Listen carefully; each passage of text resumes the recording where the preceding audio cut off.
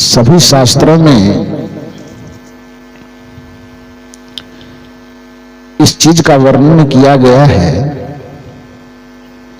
कि मानव का जीवन इस धरातल का सर्वश्रेष्ठ जीवन है।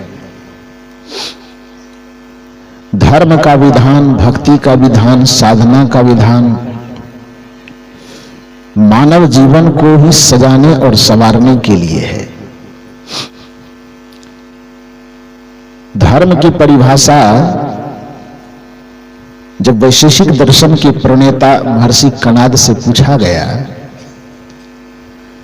तो महर्षि कणाद ने कहा कि यत् अभ्युदय निःश्रेयस सिद्धि सह धर्मः। ध्यान दीजिए, धर्म के अब तक हम जितने अर्थ को सुने होंगे, धर्म के अब तक जितने मतलब को हम जानते होंगे, इस दुनिया के इतिहासों में उन सब व्याख्या से, उन शब्द परिभाषाओं से हट करके महर्षि कणाद ने समझाया कि धर्म का सच्चा अर्थ है, भक्ति का सच्चा अर्थ है, ज्ञान का सच्चा अर्थ है यत् अभ्युदय निःश्रेयस सिद्धि सह धर्मः। अभ्युदय का मतलब तो जिसकी व्याख्या भी आप सुन रहे थे, जीवन हमारा हरेक दृष्टिकोण से अभ्युदय मतलब नीत नया हो, नवीन हो, चाहे वह संस्कार नवीन हो, कि विचार नवीन हो, कि व्यवहार नवीन हो, कि रहन सहन नवीन हो, कि खान पान नवीन हो, कि ओढ़ना पहनना, जीवन का हरेक विधान नवीन हो, निरंतर प्रगतिशील हो, अभ्युदय वाला। उदय में अभी उपसर्ग का संयोग हो गया। उदय माने क्या होता है? कि अभी अभी तुरंत तुरंत निकला हुआ, उत्पन्न हुआ।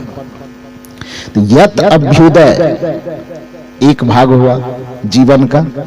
निःश्रेयस, निःश्रेयस अर्थ है अध्यात्म, आत्म कल्याण, आत्म उद्धार को संस्कृत साहित्य में निःश्रेयस कहा जाता है। तो केवल अध्यात्म हमारा सजे यह भी धर्म का उद्देश्य नहीं है। केवल व्यवहार को ही हम संवारते रह जाए और अध्यात्म के बारे में चिंतन न करें, यह भी धर्म की व्याख्या नहीं है। धर्म का सर्वांगीण व्याख्या, भक्ति का सर्वांगीण व्याख्या क्या है? यत् अभ्युदय निःश्रेयस सिद्धि सह धर्मः। जिस आचरण को अपनाने से, जिस क्रिया को जीवन में धारण करने से अभ्युदय और निःश्रेयस दोनों की सिद्धि हो, व्यवहार और परमार्थ दोनों की सिद्धि हो, उसी को सच्चे अर्थ में ज्ञान, सच्चे अर्थ में भक्ति, सच्चे अर्थ में धर्म कहा जाता है। हमारे और आपके जीवन का दो हिस्सा है, क्योंकि दो के समन्वय से आपका और हमारा जीवन है। एक को हम जान रहे हैं जिसको हम शरीर कहते हैं, और दूसरा है जो इस शरीर के अंदर रह करके जीवन को बचाए रखा है, जिसको हम आत्मा कहते हैं। केवल शरीर ही जीवन नहीं है और केवल आत्मा भी जीवन नहीं है, बल्कि शरीर और आत्मा दोनों का संयोग जीवन है, और दोनों का वियोग ही मृत्यु है। यदि जीवन की परिभाषा कुछ भी हो सकती तो वह यही हो सकती कि आत्मा और शरीर के संयोग को हम जीवन कहते हैं और आत्मा और शरीर के वियोग को हम मृत्यु कहते हैं। तो जब दो के संयोग से जीवन चल रहा है, उसमें एक के बारे में तो हम खूब सोचें और दूसरा के बारे में कभी ख्याल ही न करें, तो ये अन्याय है कि नहीं है? ये अन्याय दुनिया के अधिकांश आदमी करता है कि शरीर और संसार के संबंध में बहुत सोचता है। जीवन जब तक जन्म लिया, जब से होश संभाला, सबने बस वही व्यवहारिक जीवन को सजाने संवारने में सारा समय लगा दिया। आत्मिक जीवन के बारे में कभी सोच नहीं पाता। इसलिए संत कहते हैं कि तुम्हारा जीवन व्यर्थ जा रहा है। जो संत की संगति में लगता है वही जीवन को पूर्णता के साथ जी पाता है। कबीर साहब की भाषा में कहें तो कबीर साहब ने कहा कि संतन के संग लाग रे तेरी अच्छी बनेगी, अच्छी बनेगी तेरी बिगड़ी बनेगी। लोगों ने सवाल किया कि आप संत के संग में लगने के लिए कहते, क्या और बिना संत के जीवन नहीं जिया जाता है? कबीर साहब ने कहा जीवन जिया जाता है, लेकिन अधूरा जीवन जिया जाता है। का पूरा कहां जिया जाता है? सदगुरु कबीर साहब ने कहा संतन के संग पूर्ण कमाई। क्या कहा? पूर्ण। पूर्ण का मतलब पूरा। बिना संत के शरण में आए अधूरी जिंदगी आप जीते, केवल शरीर के स्तर पर जीते हैं। बेटा बेटी, धन दौलत, पद प्रतिष्ठा, महल अटारी, वो शरीर से जुड़ा हुआ जीवन है। शरीर से जुड़ा हुआ जीवन यदि उसे न माना जाए तो आपसे पूछा जाए कि अभी तुरंत आत्मा निकल जाए, तो जो धन जोड़े हैं वो शरीर के साथ यही रह जाएगा कि आत्मा के साथ जाएगा? जो पद कमाए हैं आप, जो रिश्ते कमाए हैं आप, जो संबंध कमाए हैं आप, जो दुनियादारी की जो भी उपलब्धियां हासिल किए हैं, शरीर छूटने के साथ साथ बाकी जोड़ा हुआ सब चीज छूट जाएगा कि साथ जाएगा? छूट जाएगा।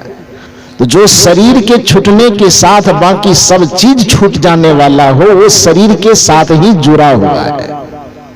तो इसलिए दुनिया की जो भी भौतिक उपलब्धि आप कमा रहे हैं, बस यह समझिए कि आप शरीर से जुड़े हुए चीज को आप अर्जित कर रहे हैं। शरीर छूटा, बाकी सब छूटा। आत्मा के साथ कुछ रहने लायक उसकी भी कमाई करें। यदि आप ऐसा नहीं करते हैं तो इसका मतलब है कि आप अधूरी कमाई करते हैं। इसलिए कबीर साहब कहते हैं कि संतन के संग पूर्ण कमाई। जब संत की संगति में आ जाओगे तो फिर संत वह जीवन का रास्ता बताएंगे जिस जीवन से आपको पूर्ण कमाई हो सकेगी। व्यवहार भी सध जाएगा और परमार्थ भी सध जाएगा, अभ्युदय भी हो जाएगा और निःश्रेयस की सिद्धि भी, दोनों की सिद्धि हो जाएगी। यत अभ्युदय निःश्रेयस सिद्धि सह धर्म, जिससे हमारा व्यवहार और परमार्थ दोनों सध जाए, जिससे हमारा शारीरिक और आत्मिक दोनों जीवन सध जाए, जिससे हमारा व्यवहार और परमार्थ दोनों सध जाए। सदगुरु कबीर साहब की दृष्टि में उसी को भजन और उसी को भक्ति कहा जाता है। इसलिए सदगुरु कबीर साहब कहते हैं कि जीवन के हर एक अवगुणों को सजा शोधते जाओ, अवगुणों को छोड़ते जाओ। इसका नाम भी भजन है। मन की तरंग मार लो बस हो गया भजन। कबीर साहब केवल माला जपने को ही भजन नहीं कहते, बल्कि कबीर साहब जीवन के अवगुणों को निकालने को भी भजन कहते हैं। जीवन की बुराई को निकालने को भी भजन कहते हैं। आदत बुरी सुधार लो, आदत बुरी सुधार लो। किसी को शिखर खाने की आदत वो छोड़ दिया तो एक भजन उसका पूरा हो गया। कोई बैठ करके एक माला जप रहा है, कबीर साहब कहते हैं उसको भजन कहते हो तो किसी ने अपने जीवन से दारू का त्याग कर दिया है, तो इसको भी भजन कहना शुरू करो, ये भी भजन के दायरे में आता है। मन की तरंग मार लो बस हो गया भजन, लेकिन साथ साथ आदत बुरी सुधार लो, आदत बुरी सुधार लो बस हो गया भजन। मन की तरंग मार लो बस हो गया भजन। मन की तरंगों को मारना जितना भजन के दायरे में आता है, बुरी आदतों को सुधारना भी उतना ही भजन के दायरे में आता है। तो आपके जीवन में जो भी बुरी आदतें जिसके बारे में अभी आप सुन रहे थे, बुरी आदत का मतलब केवल एक ही बुरी आदत नहीं होती है। बुरी आदतों में बहुत से शामिल है। गलत खान पान ये बुरी आदत है, गलत रहन सहन ये बुरी आदत है, पति पत्नी में झगड़ा करना ये बुरी आदत है, बच्चों को साफ सुथरा न रखना ये बुरी आदत है, गलत खान पान करना ये बुरी आदत है। बुरी आदत के अंदर बहुत कुछ आ सकता है। आपके मुंह से निंदा निकलती ये बुरी आदत है, झूठ बोलना ये बुरी आदत है, बात बात में अपने छोटे बच्चों को कुछ गाली बकना ये बुरी आदत है। जरा सा गुस्सा आया कुछ और बच्चे को गाली बक दी। और सही बता रहे थे कि आप छोटी छोटी जिन आदतों को समझते हैं कि हमारे करने से बच्चे पर कोई फर्क नहीं पड़ता, नहीं, बड़ी छोटी छोटी बातों का असर बच्चों पर पड़ता है। मैं एक छोटी सी घटना बताया करता हूं। बिहार राज्य का पड़ोसी राज्य है झारखंड। आज से लगभग 10-12 साल पहले वहां मेरा कार्यक्रम हुआ। वैसे 15 साल पहले लगभग हुआ था। तो वहां जब मैं कार्यक्रम करने जाता था उस इलाके में, तो एक घर में थोड़ी अच्छी सुविधा थी तो लोग मुझे रखते वही थे। कार्यक्रम भले ही 2-4-5 किलोमीटर की दूरी में हो, लेकिन लोग वहीं पर रखते थे कि साहब यहाँ थोड़ा ठीक ढंग से रहेंगे, तो इस लिहाज से वहां पर मुझे रखते थे। उस घर में रहते रहते 2-4 बार आते जाते, तो उस घर के जो छोटे छोटे बच्चे थे उनसे थोड़ा लगाव हो गया। शायद अपने अपने उम्र वाले से लोग दोस्ती जल्दी कर लेते हैं, तो हम लोगों को उस समय में बूढ़े बूढ़े लोगों से दोस्ती थोड़ा कम होती थी क्योंकि हम लोग उस श्रेणी में भी नहीं आते। तो छोटे बच्चे, हम उम्र के जो लोग थे उनसे दोस्ती थोड़ी जल्दी हो जाती थी। और हमारा थोड़ा कुछ व्यवहार भी इस तरह का है कि गंभीर रहने की आदत हमारी नहीं है, और हम गंभीर कभी रहना भी नहीं चाहते, क्योंकि हम बचपन से पढ़ते आए कि फूलों से नित हंसना सीखो, भौरों से नित गाना, तरों की झोंकी डालियों से सीखो शीश झुकाना, दूध तथा पानी से सीखो मिलना और मिलाना, सीख हवा के झोंकों से ले कोमल भाव बहाना। तो यदि फूलों से मुस्कुराना सीखना है तो फूल जैसा मानव जीवन आपको मिला है तो सदैव मुस्कुराते रहे, क्योंकि मानव जीवन की परिभाषा और चाहे जितनी ज्यादा दी जाती हो वो अलग में बात है, लेकिन मेरी दृष्टि में इस मनुष्य को यदि अपने 2 संपदा की रक्षा जीवन भर करनी चाहिए तो 2 संपदा है, एक उनका स्वास्थ्य और दूसरी संपदा उसका अपने चेहरे की मुस्कुराहट। इसको कभी नहीं गंवाना चाहिए। इस संपदा से बड़ी और कोई संपदा नहीं हो सकती। ये आपके पास यदि चेहरे की मुस्कुराहट है, हृदय की प्रसन्नता है, तो समझिए कि इस धरती का सबसे बड़ा धनवान व्यक्ति आप है। और यदि आपके पास स्वास्थ्य की पूंजी है तो आप एकदम बेताज बादशाह है। आपके बराबर बादशाह कोई नहीं है इस संसार में। स्वर्ग की भी कल्पना की गई हमारे समाज में, हमारे परंपरा में 7 स्वर्ग की कल्पना की गई। तो उसमें पहला स्वर्ग जो बताया गया, क्या बताया गया? स्वस्थ शरीर। प्रथम स्वर्ग निरोगी काया, दूसर स्वर्ग घर में कछु माया, तीसर स्वर्ग पतिव्रता नारी, चौथा स्वर्ग पुत्र आज्ञाकारी। स्वस्थ शरीर मिल जाए, समझिए कि आप स्वर्ग में बैठे हुए हैं। स्वस्थ शरीर के साथ साथ आपका हृदय भार से मुक्त है, मन, दिल और दिमाग टेंशन से, परेशानी से मुक्त है, और आपके चेहरे पर एकदम मधुर मधुर मुस्कान छाई हुई है। समझ लीजिए कि आपके पास धन और दौलत की जागीर हो कि न हो, फिर भी दुनिया के बादशाह आप ही। तो इसलिए कभी कभी मौका लगे संबंधों में, रिश्तों में, घर में, परिवार में, आपस में बैठ करके कभी कभी ऐसा अवसर निकालिए जिसमें हंसी हो, मजाक हो, थोड़ा खेल सके, थोड़ा हंस सके, और उम्र चाहे आपकी जो कुछ भी हो, लेकिन अपने बचपना को जिंदा रख सके, ऐसा अवसर पैदा करना चाहिए। बिहार में समस्तीपुर एक जिला है, वहां पर एक हार्ट का डॉक्टर था। वहां जब अपने क्लिनिक का थोड़ा उद्घाटन करवा रहे थे तो एक बार ले गए कि चलिए थोड़ा सा, तो गया। हार्ट वगैरह का इलाज करते थे। एक बहुत सुंदर बात उन्होंने लिख रखा था अपने गेट पर, जो उसके अंदर चैम्बर था ना डॉक्टर साहब का, तो डॉक्टर साहब के चैम्बर के जो दरवाजे थे उस चौखट के ऊपर में लिखा हुआ था, ध्यान से सुनिए। दिल को खोलने वाला डॉक्टर जो था, दिल को खोलने वाले डॉक्टर ने अपने चैम्बर के गेट पर लिख करके रखा था कि आपको यहां पर अपना दिल खोलवाने के लिए इसीलिए आना पड़ा है क्योंकि अपने परिवार में आप कभी दिल खोल करके हंसे नहीं है। समझे? काश यदि आप पति पत्नी के बीच में हमेशा ऐसा मुंह बना करके न रहे कि लगे कि एक दूसरे को देख करके जमराज को देख रहा है। हाँ, माता पिता को बच्चे देखे तो उसे खिल जाना चाहिए। बहुत सारे संत भी इस प्रकार का नेचर बना के रह रहे, सूर्य को देखने के साथ कमल खिले नहीं, गुलाब मुस्कुरावे नहीं, तो फिर उस सूर्य का आना बेकार है। उसी तरह से संत को देख करके भक्तों का हृदय खिल न जाए तो फिर उस संत का आगमन बेकार है। चेहरा एकदम, दिल एकदम, हृदय एकदम खिला हुआ होना चाहिए। ऐसा मुंह लटका के नहीं रखना चाहिए कि लगे कि सीधे जमराज से भेंट हो रहा है। और खास करके सत्संग में कई जगह पर ये शिकायत करते, साहब आप सत्संग में लोगों को इस तरह से मुस्कुराते क्यों हैं, क्यों मुस्कुराते हैं, क्यों हंसाते हैं? तो मैं कहा करता हूं कि उसको मैं सत्संग में बैठा के रखा हूं, कोई स्मशान घाट में मुर्दा जलाने थोड़े आया आया है क्या? आप यहां सत्संग में आए हो, घर में तो आदमी बोझिल होके रहता है उसका तन मन एकदम कसा हुआ रहता है घर में, उधर सास है, उधर ननद है, उधर भाभी, ये लोग तो और कसा रहता है, कसी रहती है कि नहीं?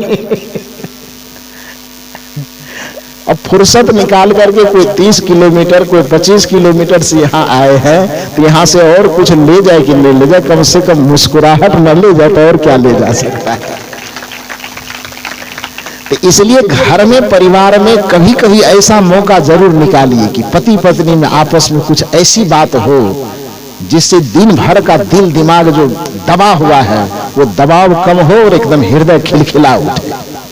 भाई भाई के बीच में, माता पिता के बीच में, सगे संबंधी, कभी कभी ऐसा मौका निकालो कि आपस में बैठो आप, और आपस में बैठ करके आप कौन माला जपते हैं, कौन भजन करते हैं, वो बाद में तय होगा। यदि आप आपस में बैठ करके कुछ ऐसी बात करके, कुछ ऐसी हल्की बात करके अपने मन को हल्का कर रहे हैं और मुस्कुरा रहे हैं, तो समझिए वह भी भक्ति के दायरे में आ रहा है, वह भी भजन हो रहा है।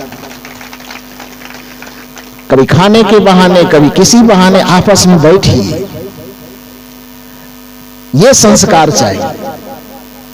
तो कहने का ये मतलब है कि अपना उस तरह का व्यवहार बना करके रखे जिसके कारण युवा पीढ़ी के लोग, बच्चे लोग हम लोगों से थोड़ा ज्यादा करीब आए। अब पढ़े लिखे विभाग से जुड़े हुए होने के कारण, साहित्य से जुड़े, पढ़ाई लिखाई से जुड़े हैं, तो खास करके जो विद्यार्थी वर्ग के लोग हैं वो हम लोगों के करीब थोड़ा ज्यादा आते हैं और आपस में बढ़िया से खुल करके बातचीत करते हैं। जो भी उसकी समस्या, जो भी बात होती है खुल करके रखते हैं, रखना भी चाहिए। तो एक छोटा सा बच्चा था जिसकी उम्र लगभग 3-4 वर्ष रही होगी। क्या आपका चरचरा रहा है बाजा वाले भाई? इसको बंद कीजिए ना, सब वीडियो खराब हो जाएगा। नहीं वहीं से चरचराता हो।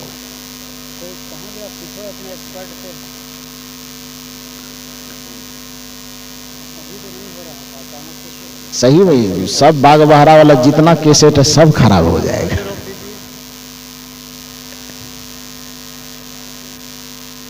थोड़ा बढ़ाइए, एक बार जोर से आप लोग बोलिए, बोलिए सदगुरुदेव की, सदगुरु भगवान की। आवाज थोड़ा और बढ़ाइए। तो मैं निवेदन कर रहा था कि बिहार राज्य का जो पड़ोसी राज्य है झारखंड, वहां कार्यक्रम में जाते थे, एक सज्जन के यहाँ ठहराया जाता था। उसके यहाँ लगभग 4 साल का एक बच्चा था। तो प्रथम साल से ही उससे थोड़ी सी घनिष्ठता हो गई उस बच्चे से। कुछ मिठाई वगैरह भी देते थे, कुछ पढ़ाई लिखाई की बात करते थे। तो जब 2-3 बार गया और घनिष्ठता बढ़ गई। तो जिस रोज हम जाते थे, 2 दिन रहे कि 3 दिन रहे, वो विद्यालय छोड़ देता था, नहीं जाता था। उसके माता पिता भी उसको छुट्टी दिलवा देते थे, क्योंकि उसे लगता था कि अब गुरुजी के पास है तो स्कूल वाली पढ़ाई यही हो जाएगी, शायद उससे भी ज्यादा पढ़ाई हो जाए। तो माता पिता उसको छुट्टी भी दिलवा देते थे। तो 2 साल 3 साल तक तो बढ़िया रहा, लेकिन शायद हमें लगता है कि घर का माहौल कुछ ऐसा रहा हो, जैसा साहब अभी कह रहे थे, पति पत्नी में खटपट वाला घरेलू माहौल थोड़ा कुछ ऐसा रहा होगा जो बात बात में शायद गाली का प्रयोग किया जाता होगा। वो पता मुझे कब चला, जब चौथा 3 साल तक तो पता नहीं चल पाया। चौथा साल जब गया तो जिस रोज गया संजोग से वह बच्चा स्कूल चला गया था, और गया मुझे दूसरे मंजिल पर ठहराया गया। वहां पर थे बच्चे, विद्यालय चले गए थे।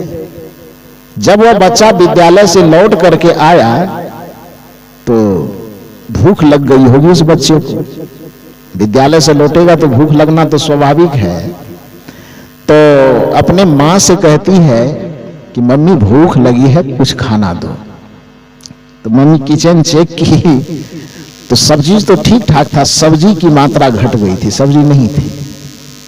तो माँ यह सोची कि अब तो बड़ा दिक्कत हो गई। तो उसने बच्चे से कहा, देखो देखो तुम्हारा गुरुजी आए हैं, कुछ फूल लो और जाके गुरुदेव का दर्शन करके आओ, तब तक मैं उन्हें खाना लगाती। शायद उसके मन में आया कि गुरुजी से भेंट करने जाएंगे, तब तक मैं आलू वगैरह का कुछ भुजिया वगैरह थोड़ा बना देंगे झटपट। तो माँ ये जिद की कि बेटे जाओ, वहां पर गुरुजी आए हैं, थोड़ा दर्शन कर लो। अब बच्चा कहे गुरुजी से दर्शन बाद में करें, खाना दो पहले, भूख लगी है। अब माँ कहे कि ठीक है गुरुजी से दर्शन करो। उसकी भी मजबूरी थी कि वो तब तक मैं जाता तो कुछ बनाती। तो माँ कहे कि जाओ गुरुजी से दर्शन करने। बच्चा कहे अरे भूख लगी है, पहले दे दो तब गुरुजी से दर्शन करेंगे। तो इस तरह से दोनों में बातचीत होते होते अंततः माँ 3 बार 4 बार जिद की। तो उसको हमसे प्रेम तो था, जाने में तो कोई अड़चन नहीं थी, अड़चन थी कि भूख भी लगी है। तो भूखे भजन न होई गोपाला, ले लो अपना कंठी माला। भूख लगी तो गुरुजी तो बाद में आएगा। तो 2 बार 4 बार जब माँ जिद की तो अच्छा ठीक है लाओ फूल, गुरुजी से दर्शन कराते। वो हाथ में फूल लिया वो, अब दर्शन करने के लिए बस धड़धड़ा के ऊपर चढ़ गया सीढ़ी पर के पास। संजोग ऐसा लगा हो कि जिस समय वो कमरे के दरवाजे पर पहुंचा तो अभी मेरी नींद टूटी थी। हम बाथरूम में जाके कुल्ला उल्ला कर रहे थे, जहां अंदर में थे तो हमें पता क्या कि बाहर में कौन खड़ा है। तो जहां पर 2 मिनट लगना चाहिए तो थोड़ा और धीरे धीरे कर रहे हैं। धीरे धीरे करते करते 2 मिनट के बदले 5 मिनट लग गया होगा। और तब तक मैं फूल लेकर के दरवाजे पे खड़ा है। पता होता कि बाहर में कोई खड़ा है तब तो हम तुरंत आ जाते, लेकिन ये पता था नहीं कि दरवाजे पे कोई खड़ा है।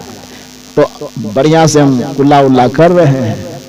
जैसे लौट करके अब अंदर से बाहर निकले तो फूल लेकर के खड़ा है। हम भी उधर से बाहर आए और उधर से नीचे से धड़धड़ाते उसकी मम्मी भी आई। माँ पूछती है बेटा गुरुजी से दर्शन हो गया, चलो भोजन तैयार है।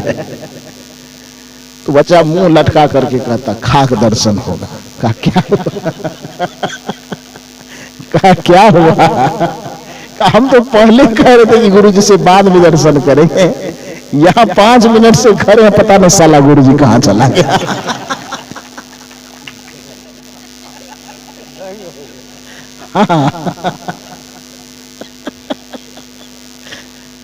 तो सुन करके मुझे बड़ी जोर हंसी आई।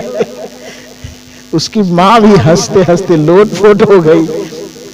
उन्होंने कहा गुरुजी पूरी दुनिया में कहीं आप घूमे होंगे ऐसा गजब स्वागत नहीं हुआ, कभी होगा भी नहीं। मैंने कहा क्यों? हालांकि हंसी आई सबको, बच्चा था, लेकिन यह एक चिंता का विषय है। बाद में मैंने उनसे माँ से बातचीत की, उसके परिवार वालों से बातचीत किया।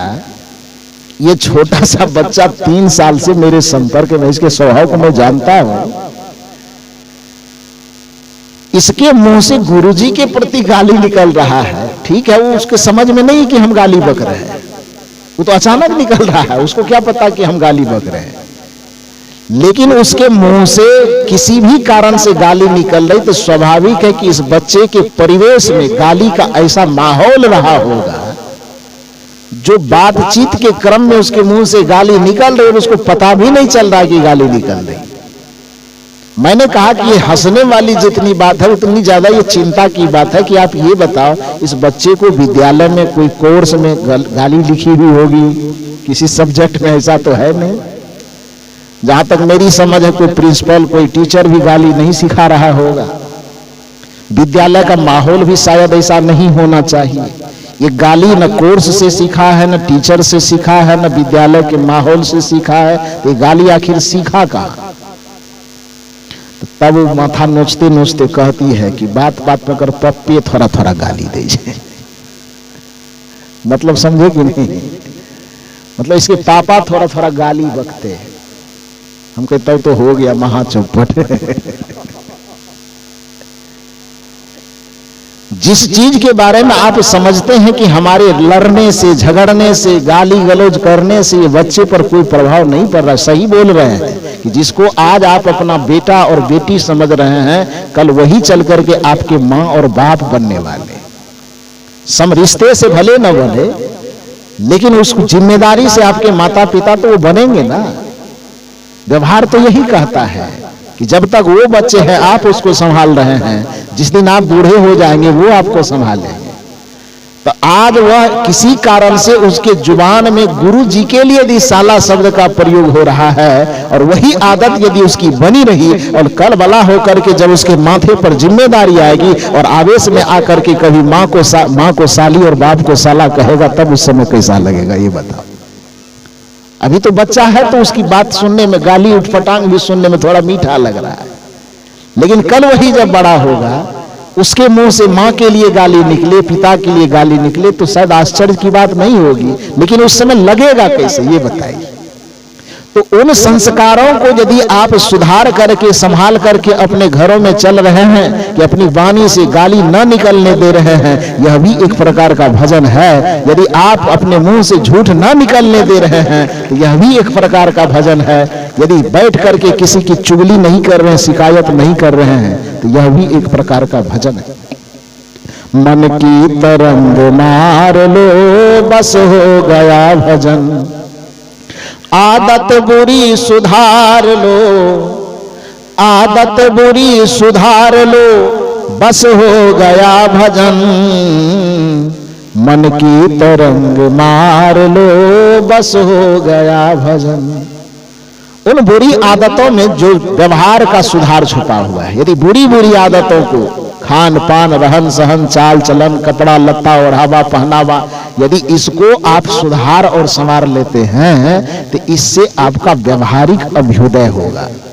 ये एक पक्ष हो गया। अब इस पक्ष को क्लोज करते हैं, अब दूसरे पक्ष को ले आइए, निःश्रेयस की सिद्धि कैसे होगी। दुर्भाग्य की बात है कि हम शरीर को तो जानते हैं, शरीर को महत्व देते हैं, लेकिन यह शरीर जिसके आधार पर टिका हुआ है, यह शरीर जिसके अस्तित्व पर टिका हुआ है, उस अस्तित्व देने वाले आत्मा को, उस अस्तित्व देने वाले परमात्मा को, उस अस्तित्व देने वाले भगवान को हम गिन ही नहीं पाते। और यह हमसे बहुत बड़ा पाप हो जाता है, यह हमसे बहुत बड़ा अपराध हो जाता है, और उस अपराध के परिणाम में बार बार हमें जन्म और मरण के चक्र में, बंधन में पड़ना पड़ता है। उसका स्मरण नहीं कर, किसी ने हमें एक गिलास पानी दे दिया, कपड़ा दे दिया, गहना दे दिया, जेवर दे दिया, साड़ी खरीद के ला दिया, ये कर दिया, उसकी हम बड़ाई करते नहीं थकते। लेकिन जिसने हमें जीवन दिया, जिसके आधार पे हमारा जीवन टिका हुआ है, उसका स्मरण कभी नहीं करते। यही मानव जीवन का सबसे बड़ा भूल है, यही सबसे बड़ा अपराध है, या यूं कह लीजिए कि यही सबसे बड़ा पाप है। अपने आप को न जानना, अपने आप को न शोधना, इससे बड़ा अपराध कुछ नहीं। इसी अपराध के परिणाम में बार बार आवागमन के चक्र में हम फंसते हैं। कहा जाता है कि एक बार सदगुरु कबीर साहब किसी रास्ते से गुजर रहे थे। उसी रास्ते से गांव की कुछ महिलाएं गुजर रही थी। उन महिलाओं में एक नवयुवती थी जो शायद सभी महिलाओं के ननद के रिलेशन में आता हो। जितनी महिलाएं थी सब उसकी भाभियां लगती हो, और एक युवती थी जो उसकी ननद के रिलेशन में आती हो। और संजोग से उस नवयुवती की 10 दिन 15 दिन के बाद शादी होने वाली थी। तो शादी होने से पहले जो एक तिलक होता है, तिलक कार्यक्रम, उसको इधर के लोग क्या बोलते हैं? सगाई बोलते हैं। हम बिहार में भी लगभग सगाई ही बोला जाता है। तो सगाई वाले कार्यक्रम में, तिलकोत्सव वाला कार्यक्रम में, उसके ससुराल की तरफ से बहुत सारा आभूषण आया था, सोना चांदी हीरे मोती जो भी आया हो, उंगली में पहनने वाला तो गला में पहनने वाला, पैर में, जितना भी जगह का होता है सब बढ़िया बढ़िया आभूषण आया था। तो इन लोगों की एक आदत होती है कि भगवान की चर्चा करे कि ना करे। यदि कोई नया कपड़ा खरीद करके ले आया है तो नया कपड़ा के फैक्ट्री कहाँ खुली है उसका भी लोग खोजबीन कर लेता है। करता है कि नहीं? कोई बढ़िया कोई आभूषण खरीद के ले आए तो कहाँ से लाए, कैसे लाए, कौन कंपनी बनाया, कहाँ बना, वो सब चीज खोजबीन शुरू हो जाती है। होती है कि नहीं? तो उसके यहाँ से जो माने और लड़की के ससुराल से जो चीज भेजा गया होगा तो आपस में सब एक दूसरे से पूछ रहे थे क्या क्या सामान दिया, यदि दिया तो कौन कौन दिया। तो ये नवयुवती थी, खुश थी, वो उनके मन के अनुकूल मिला होगा जगह ससुराल, और मन के अनुकूल सामग्री भी मिली। तो अंगूठी किसने दिया उसकी बड़ाई, हाथ में पहनने वाला कंगन किसने दिया उसकी बड़ाई, पैर में पहनने वाला जिसने दिया उसकी बड़ाई, कान में पहनने वाला उसकी बड़ाई, नाक में पहनने वाला, इसको क्या बोलते हैं आप लोग? हम लोग इसका नाम रखें हाथी का खुट्टा। क्या बोलते हैं? जो भी बोलते हो जी।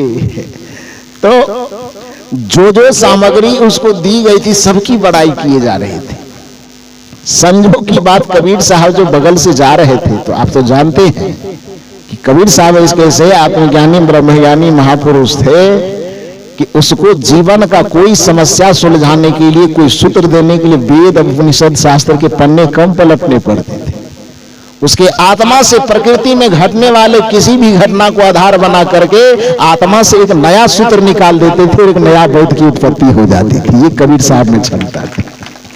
वो रास्ते चल रहे हैं, रास्ते चलते हुए यदि किसी के अहंकार पर चोट करना हो, उसके अहंकार पर चोट करने के लिए वेदों और शास्त्रों से उदाहरण ढूंढ करके नहीं लाते थे। रास्ते चलते यदि रास्ते के किनारे कहीं लंबा खजूर का वृक्ष दिख गया तो कबीर साहब का वेद हृदय से प्रकट होता था।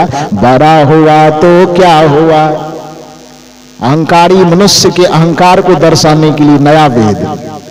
बड़ा हुआ तो क्या हुआ, जैसे पेड़ खजूर, पंथी को छाया नहीं, फल लागे अति दूर। ये अहंकार पर चोट करने के लिए दर्शाया गया यह वेद है। और कबीर साहब 5000, 4000, 2000 वर्ष पुराने वेद का मुंह नहीं देखते, वो खजूर के वृक्ष से ही नए वेद को निकाल देते हैं। यह क्षमता सदगुरु कबीर साहब में है। यदि मानव जीवन की दुर्दशा को यदि दर्शाना हो तो उसे अपने घर आंगन से बाहर भी दृष्टि डालने की जरूरत नहीं पड़ती है। बस आंगन में निगाह दौड़ा देते हैं और आंगन के किसी कोने में यदि माँ बहनों ने जाता चक्की रखा हो, बस उसी से वेद निकाल लेते हैं। चलती चक्की देख के दिया कबीरा रो, दो पाटन के बीच में साबुत बचा न को। ये किसी का उधार लिया हुआ वेद है, ये अपना पैदा किया हुआ वेद है।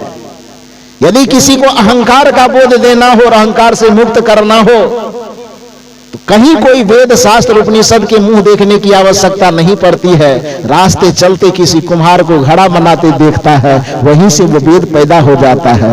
माटी कहे कुम्हार से तो क्या रौंदे मोर, एक दिन ऐसा आएगा मैं रोंदूंगी तो। कोई भी घटना ऐसी नहीं कि कबीर साहब की दृष्टि से बच करके निकल जाए।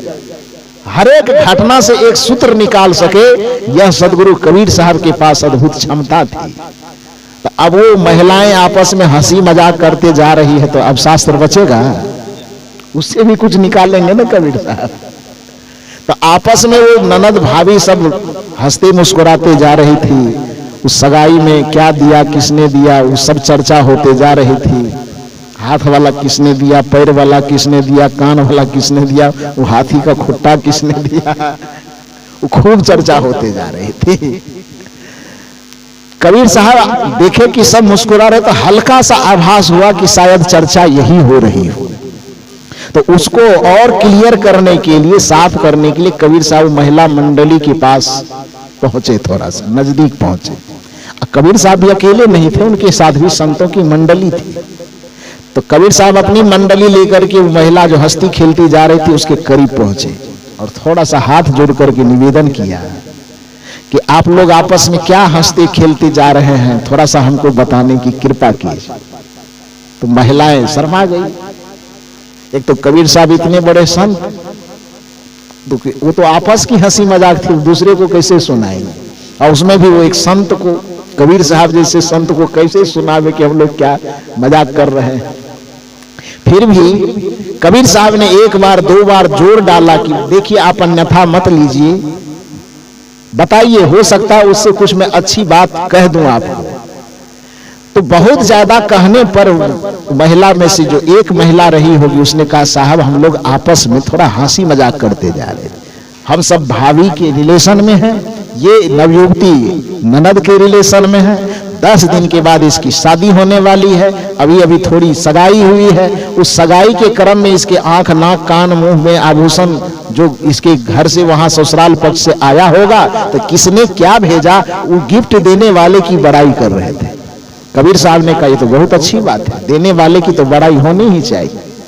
अब इतना बड़ा सत्संग यहाँ के हमारे यादव समाज के जो बंधु हैं, नाम थोड़ा सा मैं भूल रहा हूं, क्या क्या नाम है, मोहन बाबू, चम्मन बाबू और दयाराम जी, मोहन चम्मन दयाराम यादव जी त्रिबंधु, और डॉक्टर हेमलाल बाबू, और साथ साथ अपने बागबहरा सर्व कबीर पंथ समाज के जितने पदाधिकारी हैं, उनके सहयोग से ये सत्संग हो रहा है, तो उनकी भी तो बड़ाई होनी चाहिए कि नहीं होनी चाहिए।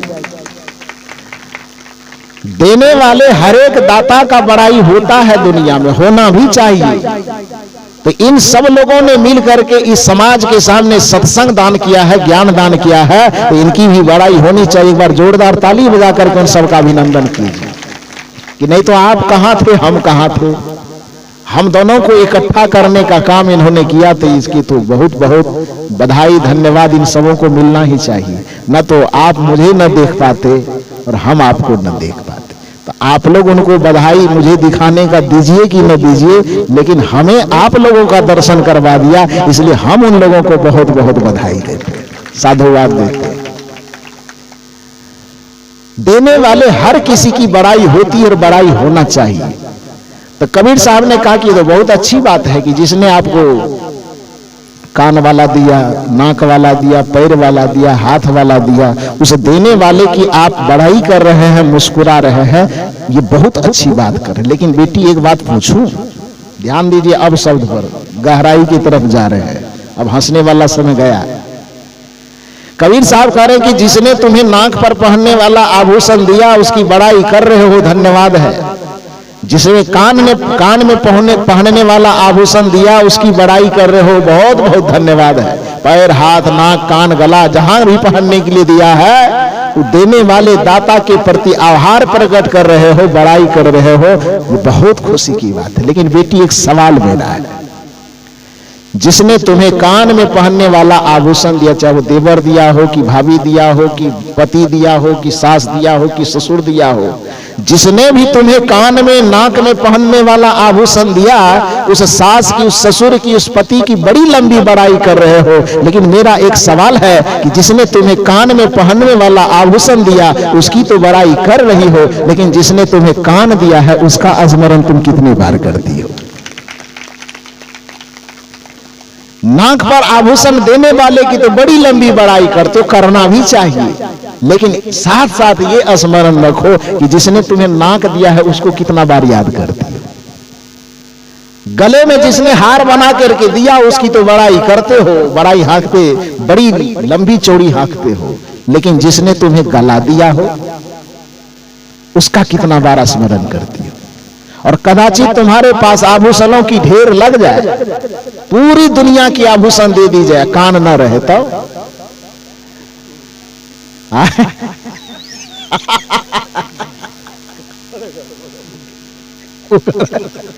तब तो बड़ा गड़बड़ हो जाएगा।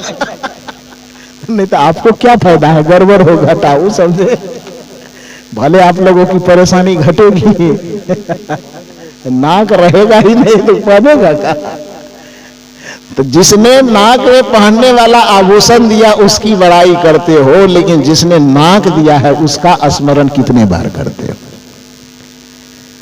जिसने कान दिया है, जो इस शरीर को अस्तित्व दे रहा है, वरना याद करो कि शरीर में वो अस्तित्व देने वाला गायब हो जाए तो अभी प्रवचन करने वाला यहां बैठा रहेगा कि प्रवचन सुनने वाला बैठा रहेगा? न करने वाला बैठा रहेगा न सुनने वाला बैठा रहेगा। 2-4 घंटे में कहेगा रोते रोते बहुत देर हो गया, उठाओ इसको ले चलो गंगा किनारे कहेगा ना भी।